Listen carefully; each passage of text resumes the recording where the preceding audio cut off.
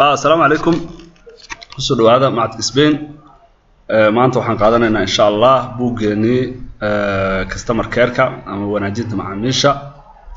أيام وحير أو قابير إنك قادنا إن شاء الله مركي يعني هل كان maxaa u joogtaa su'aashaas marka aad tahay tusaale ahaan qof shirkad ka shaqeeya oo macaamiil u shaqeeya ama shirkad jooga macaamiil toos ah ugu shaqeynaa daarabtida way halkan u joogtaa horta taas aruna ahamiyadaas inaan dadka fahansiino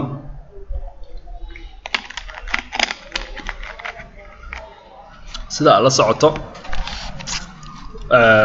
nuxurka hadalkaani wuxuu xambaarsan yahay su'aashaas macnaha waxa waaye inaad shaqaale tahay oo mushaar qaadanayso ama aad milkiilo tahay oo lacag soo galaysa profit ah waxa sabab ah waa macaamiil in aad shaqaale tahay ama aad milkiilo tahay labadaba mid ka taaba oo aad noolaato waxaa mas'uul ka ah shaqaalaha macnaha macaamiisha haddii aysan macaamiil jirin wax lacag la helmaayo haddii aysan macaamiil jirin wax ilaahay abuurtay oo wahalkii ahaa nashaada oo jiraayo ma jiraan marka waxaan rabnaa si kooban inaan arrintaas aan u baraarujino waxaa tahay shaqaale Allah subhanahu wa ta'ala kuma naysta inuu helo shaqo ama mashquul ما تقانا صوبت آد جوكتو أما آد شقادة أجرتو هدي آد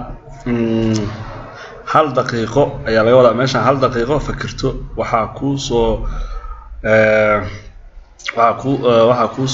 وحا جواب آن مركي هوري سيفوفن كو جرين مسكحدادا ماذا حاجة وحا كوسو بحا موقال آد وين وهدي آد أفكرتو سحبة كجرتو الله نكوه لشيو واسمع ميشا صوبت آد هالكان أجوكتو وصوبت أوين آد كدن بيساده وصوبت أوين كدن بيسو شكاد هذا وايه معناها وحوايا سوقود هدي آن أفافهمه يعني قفك الشقالة هدو يهي هدو كماني كشقايا هدو ملكيلة يهي hadduu bahalka wax kale yahay hadii aysan shirkadaas macaamiil lahayn macnaheedu qofka ma shaqeynayo hadduu milkiil yahay meesha iska xiraa hadduu shaqaale yahay meesha oo macaamiil la waayo meesha ka tagaa sababtoo ah wixii la bixi lahaa oo jeebkaaga soo aadi lahaa ma jiraan saas daraadeed qof kasta oo naga mid ah هالشقية ملكيلها هذا وإنه آد وقدريا معاميش وعلى طبرت ومهمسن شركات كستا أما واحد كستا أجره وعلى طبرت ومهمسن مال كستا مساجد هدي الإساء مال وحالة الإساء معامله شركات هدي الإساء وحالة الإساء مال وين لكن ما هنتولى بدي على الإسماء sidaas daraadeed dhamaan waxa anagana dhaqaajinaya oo waxaan ka helayno oo inka ma ka helayno waa macaamiisha sidaas daraadeed hal ugu dadaalo. Assalaamu calaykum.